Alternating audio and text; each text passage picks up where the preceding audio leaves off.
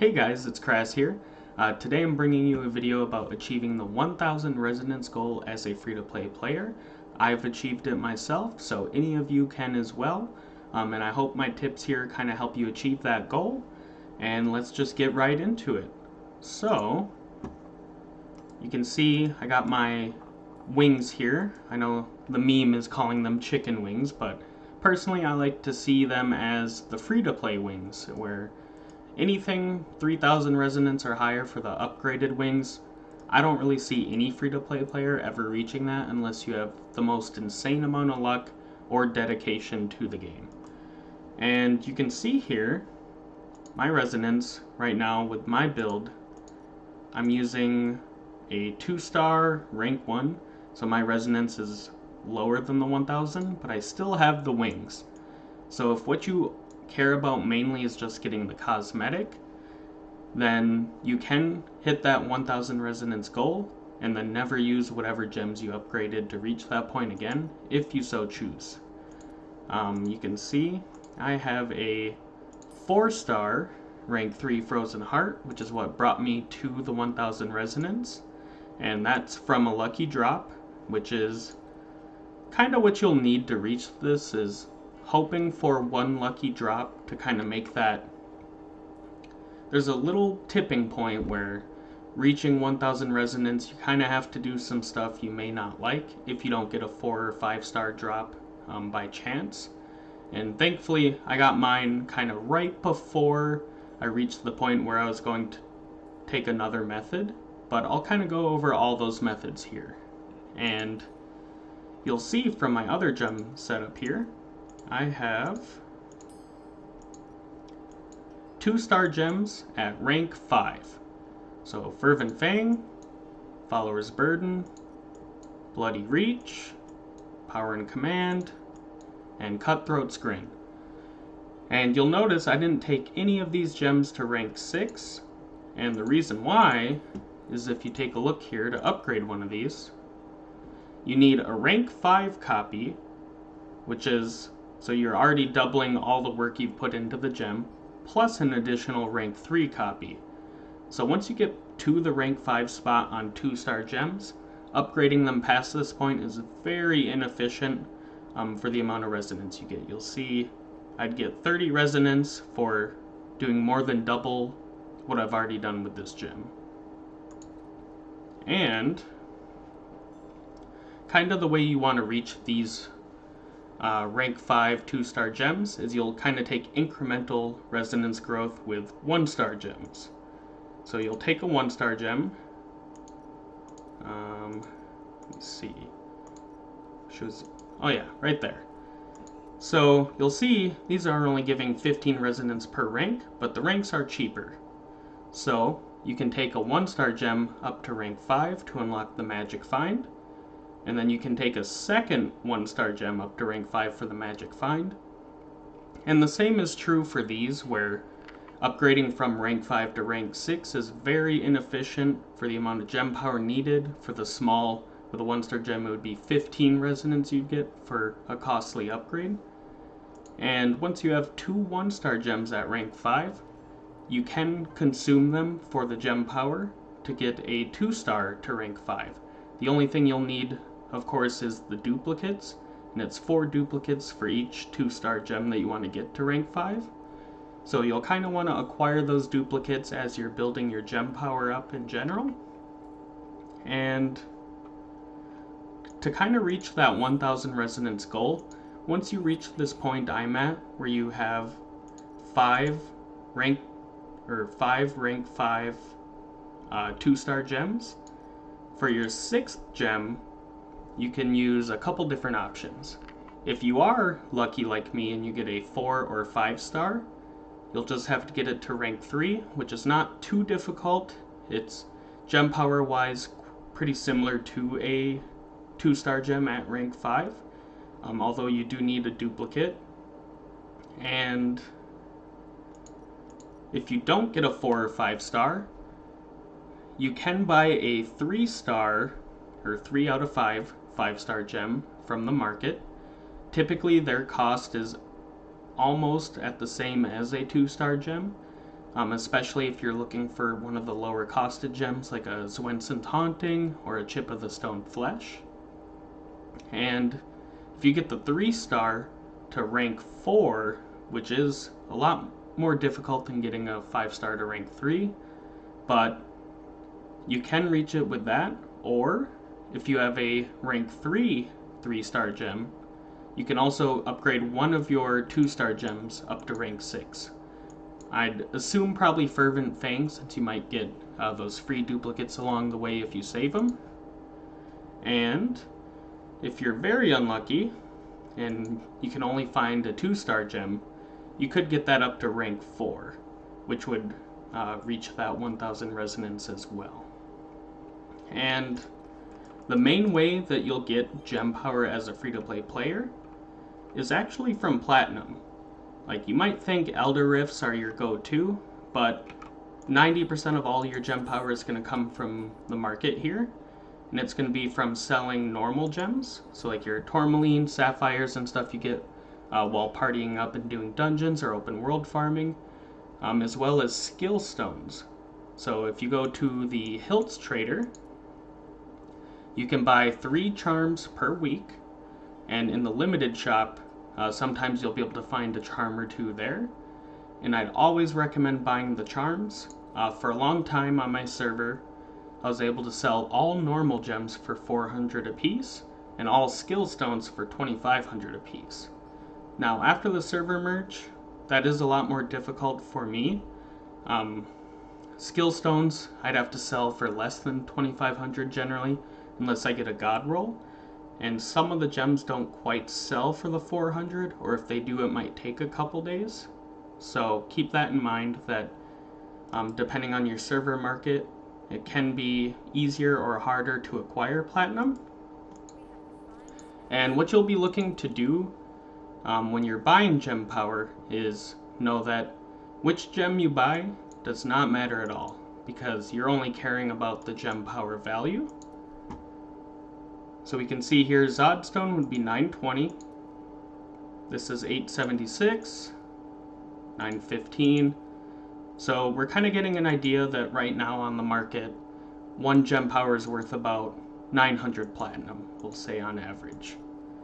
So what I would do is, as you're looking through the pages and the gems, if you see anything come up that's a little bit less than the average, say like when I hovered this for the 857, I would have bought that, because that's a little bit less, and you kind of have to take your small advantages as free-to-play. So even saving like 50 platinum on each gem power, that really does add up over time. And you do want to look at the 2-star gems as well, because sometimes these can get even better cost than the 1-stars for gem power. So each 2-star is worth 4 gem power. And we can see even the power and command here on my server at 3088. That's actually less than buying like 4 1-star gems at 800 even. Like, that would be more inefficient than buying this power and command. So it is kind of annoying, because you'll want to look through kind of all the 1 and 2-star gems once you get a decent stack of platinum, but then try to focus on buying the best deal that way. And 5-star gems, typically, until you're pretty close to the goal, say you have 4 or 5 2-star gems already at rank 5, you really don't need to worry about looking at these at all, because they take such a high amount of platinum to buy a single even, and I've never seen it where it was more efficient to save up and buy a 5-star gem to use as gem power.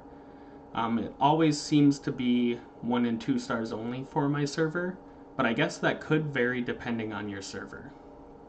But just know that saving up your platinum for a long time is not worth it typically, and you'll just want to look through what your average server market is for gem power and try to find any gems you can that are a little bit under the average to save you a lot of platinum in the long run. And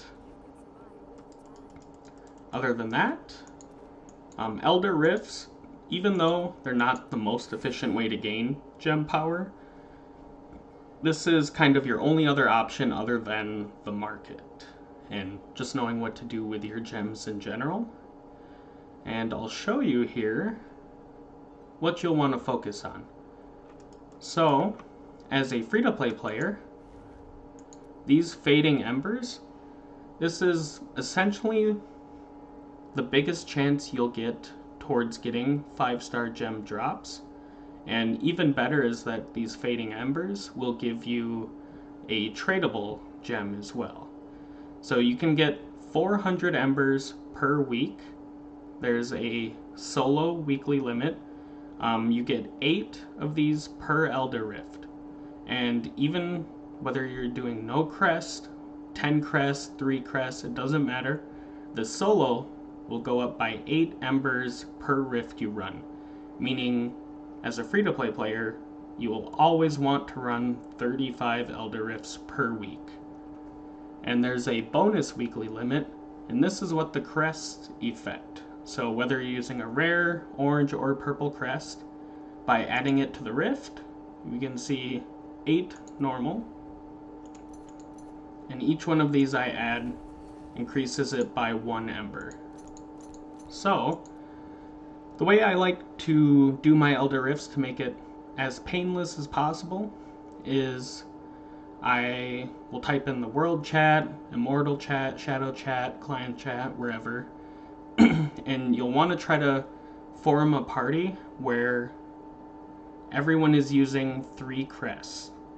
And sometimes you'll get a player who will join and they might do a couple 10 crest runs with you as well, which will help boost your weekly limit quicker.